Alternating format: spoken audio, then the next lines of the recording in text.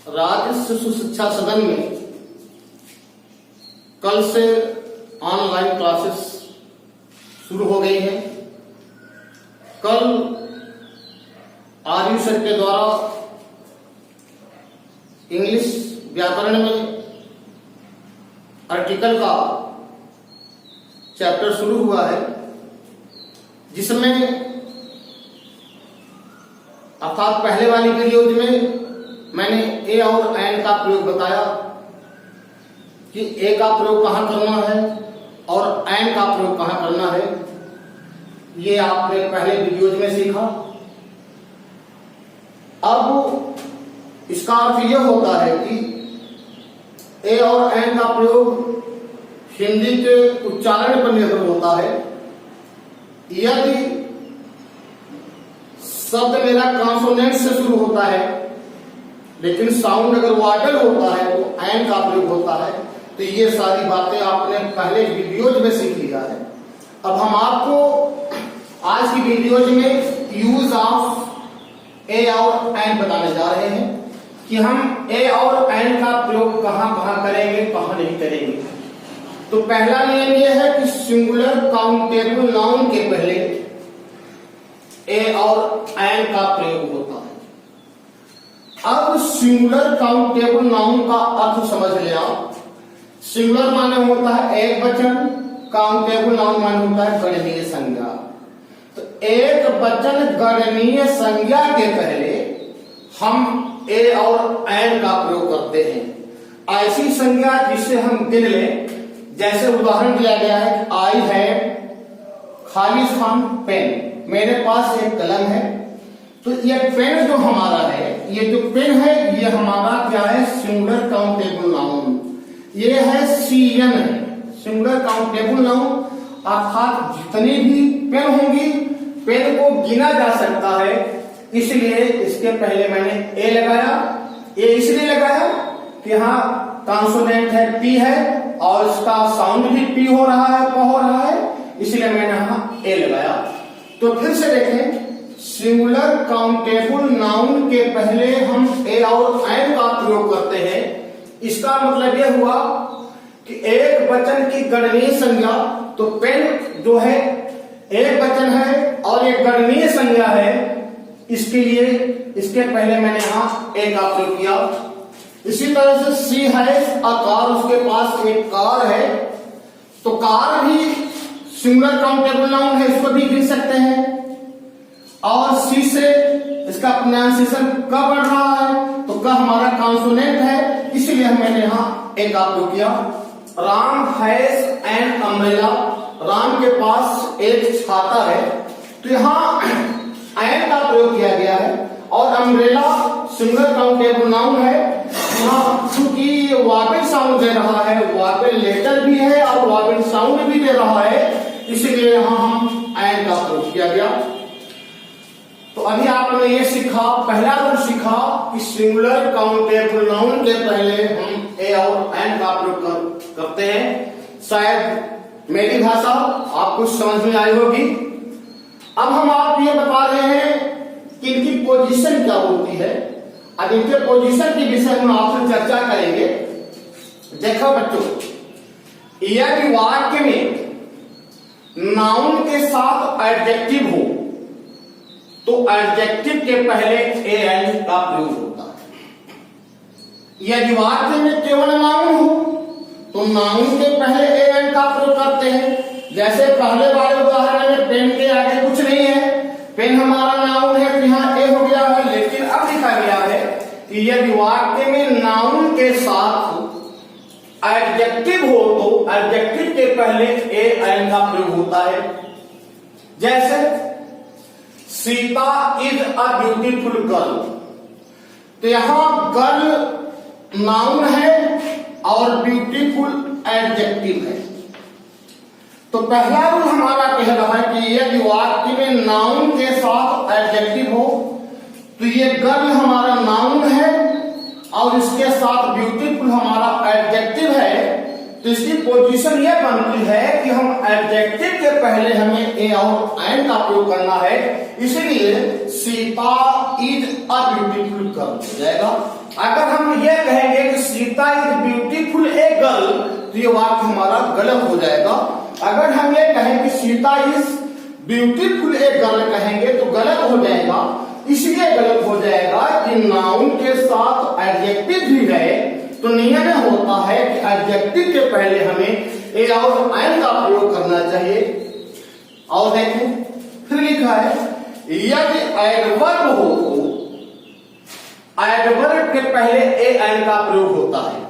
यदि वाक्य में नाउन हो, एडजेक्टिव हो और एडवर्ब हो, तीनों हो, तो यदि वाक्य में एडजेक्टिव एडवर्ब नहीं है तो नाउन के पहले लगाते हैं।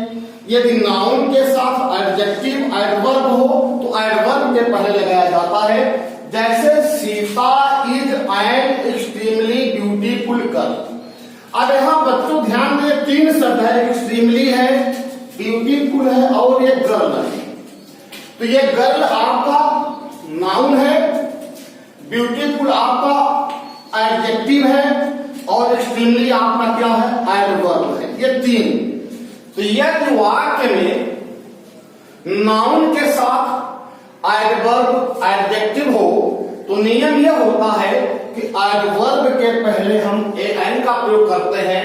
तो Sita is an extremely beautiful girl, तो गर्ल हमारा नाउन है, ब्यूटीफुल एडजेक्टिव है, एक्सट्रीमली हमारा क्या है, एडवर्ब है। इसलिए एडवर्ब के पहले मैंने क्या लगा दिया, यहां एन लगा दिया। और क्योंकि यहाँ वावेल साउंड है और वावेल लेटर भी है, इसलिए यहां मैंने एन का प्रयोग किया।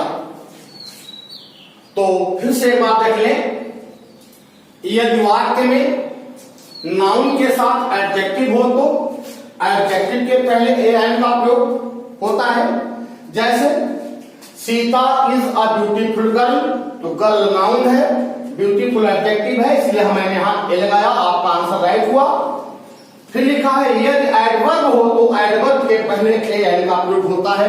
जैसे Sita is an extremely beautiful girl, तो गर्ल नाउन है, ब्यूटीफुल एडजेक्टिव है, एक्सट्रीमली एडवर्ब है, इसलिए इसके पहले मैंने क्या लगा दिया, हाँ बच्चों ध्यान दो। अब दूसरे रूल पे आते हैं, पेशाओं के नाम के पहले ए और एन का प्रयोग होता है। तो article a an is used before the name of occupations, that is पेशाओं के नाम के पहले ए अथवा एन का प्रयोग होता है। जैसे C is teacher, doctor, engineer, professor, etc। तो सी का पेशा टीचर है, सी का पेशा डॉक्टर है, सी का पेशा प्रोफेसर है, सी का पेशा इंजीनियर है। तो पहला रूल यह है कि पेशाओं के नाम के पहले ए एन का प्रयोग होता है। तो सी का ये ऑक्यूपेशन है टीचर, डॉक्टर, इसलिए यहां मैंने लगा दिया सी इज अ टीचर, या C is a doctor, C is a professor. अब खास मुद्दा हम आपके साथ लेके आ रहे हैं, इस पर गौर करेंगे, ध्यान देंगे कि प्रॉपर नाउन के पहले ए एन का प्रयोग नहीं होता है। Article a and an are not used before the names of proper noun. Proper noun के पहले ए एन का प्रयोग नहीं होता, बिल्कुल बात सही है। लेकिन प्रॉपर नाउन को कॉमन नाउन जैसा मान लिया जाए तो प्रॉपर नाउन के पहले ए और एन का प्रयोग हो जाता है। जैसे ही इज खालिस्तान दारा सिंह, ये दारा सिंह ये हमारा प्रॉपर नाउन है, ये रसलन है, दारा सिंह ये हमारा प्रॉपर नाउन है। तो इसके पहले हमें ए अथवा एन का प्रयोग नहीं करना है। लेकिन he is a Dara Singh, he तो दारा सिंह बन नहीं सकता है, ही दारा सिंह नहीं बन सकता है, लेकिन दारा सिंह जैसी क्वालिटी दारा सिंह जैसी विशेषता ही के पास है, दारा सिंह जैसी व्यवस्था विशेषता ही के पास है, तो यही लिखा है कि प्रॉपर नाउन के पहले ए एन का प्रयोग नहीं होता है, लेकिन प्रॉपर नाउन को कॉमन नाउन जैसा मान लिया जाए तो प्रॉपर नाउन के पहले हम ए और एन का प्रयोग करते हैं। जैसे he is a Dara Singh, वह एक दारा सिंह है, तो दारा सिंह नहीं बन सकता है, लेकिन दारा सिंह जैसी ही के पास विशेषता है, इसलिए ये दारा सिंह यहाँ ए दारा सिंह आपका बन गया कॉमन नाउन। जैसे ही इज ए साइलॉग, वह एक साइलॉग है, साइलॉग एक क्रूएल मनी लेंडर था, ठीक, तो ये ही साइलॉग नहीं बन सकता है, लेकिन साइलॉग जैसी विशेषता ही के पास है, तो साइलॉग के पहले जब ए लग गया तो ये साइलॉग असाइलॉग आपका कॉमन नाउन बन गया। अब हम आपको और समझा रहे हैं कि प्रॉपर नाउन के पहले ए एन का प्रयोग नहीं होता है। अभी आपने ऊपर एक उदाहरण में सीखा, लेकिन जब वक्ता उनसे परिचित न हो, अर्थात वक्ता उस व्यक्ति का केवल नाम सुनता हो, कहां रहता है, क्या खाता है, क्या पीता है, अगर ऐसी बात हो, परिचित न हो, तो वहां हम ए और एन का प्रयोग कर देखते हैं। वाक्य देखने में अकवर भी लगेगा और लोगों के पास ले जाएंगे तो सोचेगा। हाँ बच्चों, तो अभी आपने सीखा कि प्रॉपर नाउन के पहले ए और एन का प्रयोग नहीं होता है, लेकिन जब वक्ता उस प्रॉपर नाउन से परिचित न हो, उसके विषय में कुछ नहीं जानता हो, तो ऐसे कंडीशन में हम ए और एन का प्रयोग करते हैं और वाक्य देखने में अकवर लगता है, दिमाग को अपसेट कर सकता है। जैसे मैंने लिखा कि this novel is written by Ramesh, तो this novel is written by Ramesh, यह उपन्यास रमेश के द्वारा लिखा गया है।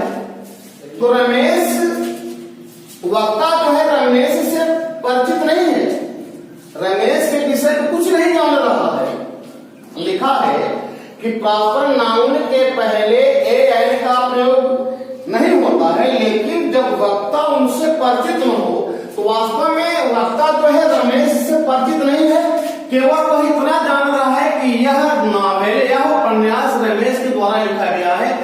तो अगर हम यहाँ ए लगा देंगे तो बिल्कुल हमारा वाक्य सही हो जाएगा, लेकिन देखने में बड़ा अकवर्ड लग रहा है कि this novel is written by a Ramesh, तो बिल्कुल ये वाक्य सही है। जैसे अगर हम ये कहें this book is written by Naveen, यह पुस्तक नवीन के द्वारा लिखी गई है, तो वक्ता नवीन से परिचित नहीं है, वक्ता नवीन से अपरिचित है। इस कंडीशन में हम यहाँ एक आदि प्रयोग कर सकते हैं।